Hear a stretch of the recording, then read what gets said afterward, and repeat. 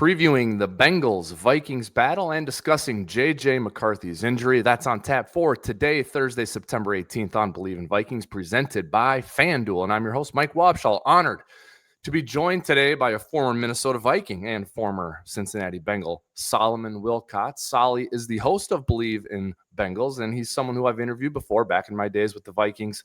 As a member of the Minnesota Vikings media team at TCO Performance Center and at Winter Park, we've had conversations, and he's someone I listen to every day on Sirius NFL Radio. Every single day, Solly, you're helping me drop my kids off at work and helping me, or at school and helping me get to work, man. So it's a lot of fun to have you on the show. Well, it's good to be on with you, Mike. It's always great to see the Vikings doing well. They have a very special place in my heart for obvious reasons, right? Yeah, that's right. And I want to harken back to some of those days because I want to show you something. Look at these duffel bags, okay? Yeah. Totes, weekenders. That bag right there is from a company called Heritage Gear. Are you familiar with Heritage Gear, Solly? I don't think I am. Not offhand. Okay, all right. So you might have seen them at Radio Row or at the Super Bowl last year. You will certainly do so this year. But it's our mutual friend Bob Hagan, the former PR guy for the Vikings. Yeah, he's involved in the company, as is former Minnesota Viking and Baltimore Raven Matt Burke. All right. So I wanted to give them a little bit of a push here on Bleav in Vikings. Great. HeritageGear.com is where Bengals fans, Buffalo fans, Vikings fans can all go and get custom made, high quality premium product, weekenders, luggage, totes, all that stuff. HeritageGear.com. And if you use Prime 30, you can get 30% off your order at heritagegear.com. All right. So we'll talk to Bob, man. You don't get 30%. You should get 100% off yours if we get you a Buffalo one, a Colorado Buffalo, or a Bengal one. All right. That'd be great. I'll take a Vikings as well. Bob Hagan is a special guy. You know, he's a really wonderful guy. Career guy for the Minnesota Vikings, worked there in their PR department for years. And he'll probably tell you the story that when he first arrived on the job back in the early 90s, one of his first jobs was to pick me up at the airport when I came in on a free agent visit to the Minnesota Vikings. And he was one of my first encounters in terms of one of the first people that I met associated with the area and with the team, one of the nicest people possible. And my family, our entire family, that's what we always say about the people in Minnesota. They're some of the nicest people you're ever going to meet. That's with the people in the region, everyone with the team. We loved our time spent there. Good. Yeah, well, that's awesome to hear. And I know Vikings fans like hearing that. You know, Minnesotans are pretty provincial. Okay. We're proud, we're proud of it. So we like hearing that stuff. And it's true. Yeah. And I think your story is a good one, and is a reminder of how full circle the NFL can be, right? That's why you don't burn bridges. That's why you always carry respect around with you, because you never know who you're going to run into again and work with again. So that's right. Yeah. All right, man. Well, you're the team that you keep a close eye on everyone, but you keep a close eye on the Bengals, and that squad's 2-0, and they finally start fast, Solly, and now they're dealing with an injury at the quarterback position. Vikings also dealing with an injury at this position. So our friend Jim Nantz and CBS, we're not expecting a Carson Wentz, Jake Browning matchup in week 3 when they got this game, but that's what they have. What are your thoughts on the matchup? Look, I've been there before, having called games for CBS for almost 2 decades, and you show up to see this premier matchup between a young J.J. McCarthy and obviously the veteran that is Joe Burrow. And then you lose both of those games entering the week 3 game. But look, Carson Wentz is a 10-year veteran of the game. This guy has played and he's going to make NFL history, because the Vikings will be the 6th different team he started for in 6 straight years. So, Jim Nantz is going to give you that. And then Jake Browning, who finished off the 2023 season when Joe Burrow went down with the final 7 games left. He was a guy that went 4-3 in those 7 games and led the league with a 70% completion rate. And let's think about it. Both quarterbacks have a very special receiver from LSU that really took the league by storm when Justin Jefferson came in 2020, and then Jamar Chase came in a year later and has done the same thing. I don't think you can argue that there's been two better receivers to come into the league over the last 5 years Yeah. than those two, and that they really sit at the top as the best wide receivers in the National Football League. And we get to see them on the field at the very same time. So there's a lot to sink your teeth into when it comes to this matchup. Yeah.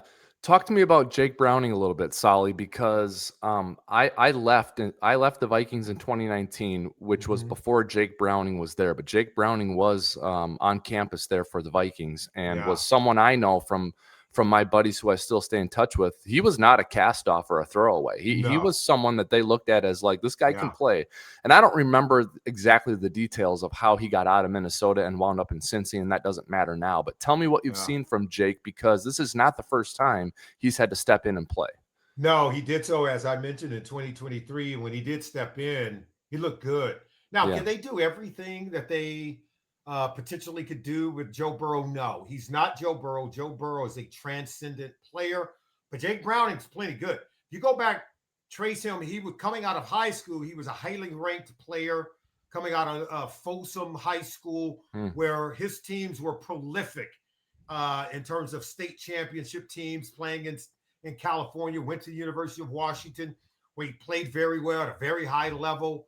And so you're right, he kind of got lost in the mix there, but now has found his way in Cincinnati, where after 2023, they signed him to a contract because they knew that he's arguably one of the best backup quarterbacks in the National Football League. So they're going to throw it. They're going to give him the keys to drive this offense, and they're going to allow him to throw it to Jamar Chase, T. Higgins, and the weapons that he has around him. And so it'll be interesting to see how much they balance the run pass with Jake Browning. I will say this. I do think Zach Taylor knows that this is a formidable situation playing up against a Brian Flores defense that no offensive coordinator looks forward to playing against. So I do think Jake Browning and the Bengals offense have to be careful. I don't know that you're going to throw it all over the yard against this defense, as you know, led the league in pressure last year, led the league in takeaways with 24 1 year ago. Nobody likes to come after the quarterback more than Brian Flores. No, you're right, and that's a valid point, Solly. And to dovetail off of that, I was in the building last Sunday night when the Vikings hosted the Falcons. It was the Vikings home opener, and it was the return of Adam Thielen, and it was J.J. McCarthy's first time in the building. And you know, you've been in there. The Vikings game production team is creme de la creme when it comes to getting that building juiced up, and that place was rocking. The clear roof was about to pop off of it. And here comes Raheem Morris and Michael Penix Jr. and Bijan Robinson and that offensive line, 12 yards here, 8 yards here, 7 yards there. And they wound up with a couple of procedural penalties, Solly, due to the crowd noise that made them kick a field goal instead of score a touchdown. But my point is, the running game really came in here and helped neutralize that crowd noise early. So I'm hearing what you're saying about Jake Browning, Jamar Chase, T. Higgins, Zach Taylor. How about the running game? Are the Bengals capable of coming in here and trying to do that much in the same way Atlanta did it last week? Not at the same level as Atlanta. Okay. I mean, think about the Falcons' offensive line is formidable. They were without their starting right tackle in Caleb McGarry, who's one of the top right tackles in the league. However, Bijan Robinson is in a category that's rare. Yeah. We're talking Christian McCaffrey. We're talking Saquon Barkley. We're talking Derrick Henry. Maybe throw one more guy in there. But even Saquon Barkley said that if you were talking about the top running backs in the league, Bijan Robinson is in that category. I think he was the fourth leading rusher 1 year ago. He was top 5, that's for sure. And don't be surprised if he doesn't have a 2,000-yard rushing season in his future. Don't be surprised if he doesn't have at least a 2,000-yard from scrimmage season in his career, rushing and catching the ball. You saw what he can do last week. He's highly elusive and formidable as a runner and catcher out of the backfield. Chase Brown is really good, but he's not quite that. The Bengals only have a run play percentage at about 32%. That ranks 20, I think like 27th in the NFL. They know they need to run the ball at a higher rate. now that Joe Burrow's not playing. So I think they've come into this game wanting to do it, knowing they have to do it. But if you were to ask me, can they do it? I think that's the mystery. I think they have to Bleav they can, because they do. I think their offensive line is better at run blocking than they are at pass protecting. And I think that's why Joe Burrow is now convalescing. But I think they're going to have to learn that if they want to survive, if Jake Browning is going to survive a trip to Minneapolis, they're going to have to run the ball at a much higher ratio than what we saw in the first 2 weeks. Yeah.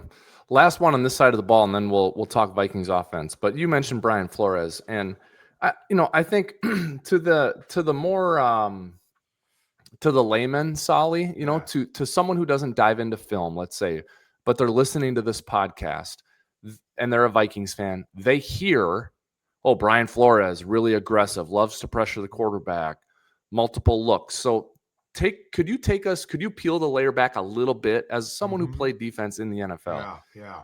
Can you tell us a little bit more from your vantage point, the opposition's vantage point? What are you dealing with when you're preparing and playing against Brian Flores?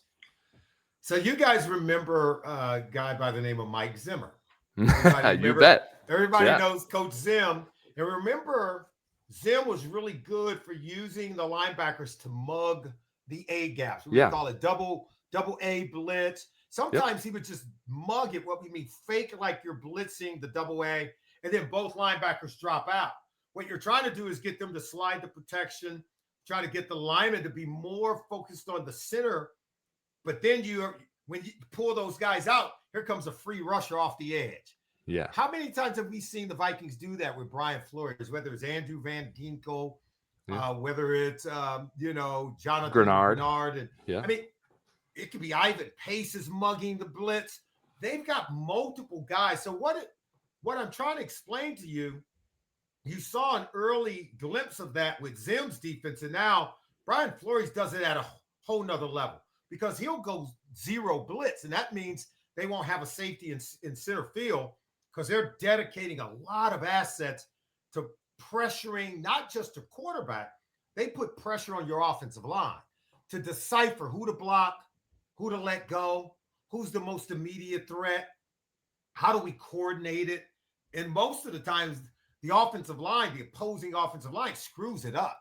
And that means you get a free runner to the quarterback, like what you saw in the game Monday night. I mean, I think they do the best job of screwing up your protections with your offensive line, fooling the quarterback, where the quarterback doesn't know who's coming free, where the blitzer's coming from.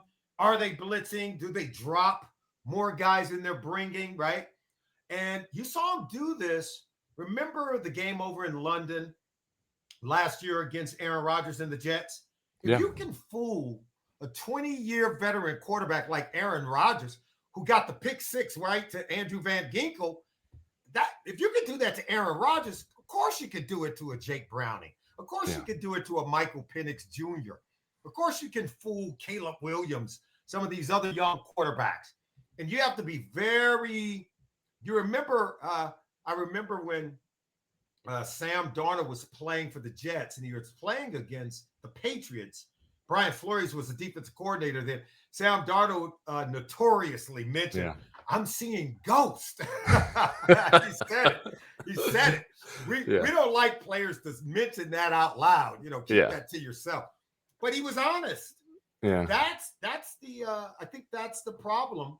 Jake Browning could be seeing ghosts when he goes to Minneapolis at US Bank Stadium. Yeah, that's right, on Sunday, because that's how this defense plays. They play fast. They create the illusion of pressure, force you to throw into coverage where you thought you had a passing lane. No, there's a defender. Nobody does this better, I think, than Harrison Smith, than Andrew Van Ginkel and Ivan Pace and Jonathan Grenard. And they have a host. I love this defense. I really do. I love the players. I love the scheme. I love what Brian Flores is doing. You combine that with what Kevin O'Connell is as a quarterback whisperer. I mean, that's why the Vikings are one of the most promising young teams in the NFL. The quarterback's going to be okay. We Mhm. love J.J. McCarthy. He does need to keep playing. He's got to stay healthy and be in the lineup, but they're going to be fine offensively. Defensively, it's one of the best defenses going in the NFL. Yeah, and the good news for Jake Browning is there's a couple of Ghostbusters on that offense in Chase That's and right. Higgins and Yeah. Chase Brown. So that's going to be a really fun chess match there between Zach Taylor, Mhm. Brian Flores, and the players on the field at US Bank Stadium on Sunday. If we flip the script a little bit here and look at the Vikings offense and Bengals defense, of course, the J.J. McCarthy injury and absence in this game Mhm. is most notable. You have Justin Jefferson, Adam Thielen comes back, Jordan Mason Yeah. will get the bulk of the carries with Aaron Jones now on IR. And you got a banged up Vikings offensive line that may get Christian Darrisaw back. That remains to be seen. And then you have a Bengals defense who is without defensive coordinator Al Golden, and sees new leadership, but also has some good players on it. So as you handicap this side of the matchup, Solly, what are you seeing from Vikings offense and Bengals defense? I think the Bengals defense have their work cut out for them. There's no doubt about it. Anytime you get Justin Jefferson on the field, he is a problem. I mean, he's the equivalent to Jamar Chase, right? And the Yeah. Bengals all know all too well what a problem Jamar Chase is for their opponents. And they know now they're facing his equal on the other side. So you know you got to double him. If you don't double him, he's going to win. He's gonna make plays. But when you double him, they've got enough in Jalen Naylor. They've got enough in TJ Hawkinson. Um, when Addison comes back, that's going to be another problem. There's no doubt about it. I know the Vikings are similar to the Bengals in this. They know they have to be able to run the football better. To me, I thought it was the answer to how they beat Chicago in the opening game. In the second half of that game, they started to run the ball better with Jordan Mason. And that's why they were able to score on 3 straight drives. And it helped their quarterback to settle down. I think you'll have to do the same for Carson Wentz against the Cincinnati Bengals defense. If you can run the ball with a good steady dosage, what happens? It slows down Trey Hendrickson and that Cincinnati Bengals pass rush. And then it allows you to focus on how you're going to target, the Cincinnati Bengals secondary. And let's face it, over the last couple of weeks, this defense has had 2 interceptions in each of their last 2 games against the Cleveland Browns and against the Jacksonville Jaguars 1 week ago. But Trevor Lawrence had 3 touchdown passes in this game. Would have had more. These were drop touchdown passes, potential passes that could have been caught that were tipped off the hands of receivers that went to the Cincinnati Bengals defense 2 weeks in a row. They got 4 interceptions off tipped passes off the hands of the intended receiver. So if you're just more sure-handed for the Minnesota Vikings receivers, you can limit the turnovers. There's going to be opportunities in the passing game, no doubt, against a Bengals defense that's young, that's growing and developing, but it's also opportunistic. Interesting. Yeah, awesome. The Vikings have given up some pass pressure in the first 2 games, and I think that's affected the young quarterback, J.J. McCarthy. Now, Carson Wentz is not young. He's a veteran, not long in the tooth, but he's a veteran. And so there's going to be things that he can handle a little bit better that McCarthy is still learning how to do, but there's things McCarthy physically could do to get out of that pressure that maybe Wentz can't. Do you like the Bengals front against the Vikings offensive line from a pass rush standpoint? Yeah, I have to say I do. Yeah. That's why the run game I think is so important for the Vikings in this game, because the best way to slow down a pass rush is start running the ball. And you got to be able to mix it up and play action when you do take shots in the passing game. I think that's what helped JJ McCarthy. I don't know that you're going to change the game plan a whole lot for Carson Wentz, because while he's a 10-year veteran, here's a guy that's bounced around the league. He hasn't found a steady place because he hasn't been steady. He hasn't been consistently good. And in order to help him be good, I don't think you ask him to carry the offense in a prolific way, at least not in his first start. I think you help him out with the run game. You help him out with RPOs and play action pass to help generate and stimulate your passing game, to slow down a Trey Hendrickson and the Cincinnati Bengals pass rush. And then as he becomes more comfortable, you can start taking more shots on first down. You can start to lean into your passing game a little bit more. But I would do everything I can to try to help him settle down and slow down the Bengals pass rush and put more emphasis on forcing their secondary to cover my talented receivers that you have with the Vikings. Yeah, interesting. All right, well, let's get out of here on this one. How do you see the game unfolding, Solly, on Sunday at US Bank Stadium? Over our friends at FanDuel, they've got the Vikings as a 3-point favorite, and they've got the game total at 42.5. A little bit low of a number, but listening to you talk about it, it does kind of have a lower scoring feel to me. I'm hard-pressed to give up 3 points and take the Vikings when they don't have their quarterback, but I know the Bengals are also dealing with some injuries too. So how do you see the game unfolding? If I'm the Bengals, I want to try to get out to an early lead in this game. Mm-hmm. If the Vikings can play with a lead, that means the skull chant is gonna get loud, man. Yeah. And the way that you take teams out of their run game, which I know that's what the Vikings want to do to help their quarterback. If you want to take them out of the run game, you got to force them to play from behind. Even the best coordinators find it hard to stay patient with the run game when you're looking at the scoreboard and you're playing from behind. So the Bengals want to play with a lead. If you let the Vikings get that lead, man, the crowd's going to get going. They're going to stick with their run game, and they're going to dial up pressure on the quarterback. You and I both know it. And if they start getting that pass rush heated up and start coming after, then the Bengals are going to come out of their run game. Chase Brown's not going to get it, and they're not going to be able to protect their quarterback. And so this is about what team can control the fight, right? What team can control the pacing of the game.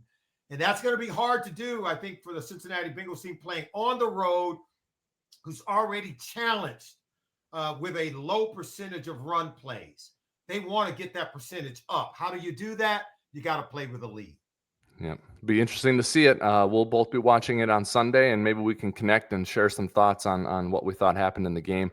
The last time these two teams squared off, Solly, I Bleav it came down to a field goal by McPherson at the buzzer in Cincinnati. I can certainly see it being one of those games on Sunday. So it should be a lot of fun to watch. Remember that game? T. Higgins, he gets his catch. He waves the ball over the pylon. A beautiful, showing his pass catching radius. It was Randy Moss-like. Yeah. Oh, yeah, man.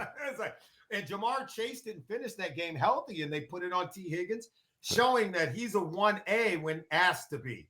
But think about this. Anytime you get Jamar Chase, Justin Jefferson on the same field playing on opposite teams, they both want to show the other up. They're close friends and they're top-notch competitors, okay? And in this game, they're going to be playing with backup quarterbacks. So look for that to happen. These two guys want to outdo the other. I think they should have to guard each other on defense. Right? I know. Yeah, that's right. They should. Oh, that'd be a lot of fun. This was a lot of fun too, Solly. Truly an honor for me to have you on the show. I admire your work at SiriusXM NFL Radio. The Opening Drive's a great show. And you're a former Viking. We've worked together in the past when I was just wet behind the ears and a young pup with Vikings media. So thank you for doing this with us. I appreciate it. Well, Mike, tell everyone I said hello. Of course, tell Bob I said hello. Tell Mr. Fitzgerald, who I'm sure is still walking around the premises. Larry Sr. He's always been great to me and my family and everyone in Minneapolis. They've always been wonderful, wonderful people. My family and I, we loved our time. We stayed and lived in Minnetonka. It was one right there by the mall. That's where we lived, and we loved it there. It's a great community. We all know that. We love it there. So go Vikings, except for when you're playing the Bengals. And that is this Sunday. Yeah. So we'll do this again, man. We'll connect again and have some fun talking ball. I had a lot of fun today. Thank you. All right. All the best to you. Take care. All right. Same to you. All right. That's going to do it for today's episode of Bleav in Vikings and Bleav in Bengals. We thank you as always for watching and for listening. Make sure you like, follow, subscribe, and download all of these episodes. If you subscribe to Bleav in Vikings and Bleav in Bengals, anytime we drop an episode, it gets delivered straight to you. So make sure you go ahead and do that. Thank you to Solomon Wilcots, and thank you all for watching and for listening. On behalf of Solly, this is Wobby signing off for now. Until next time, always remember, keep believing.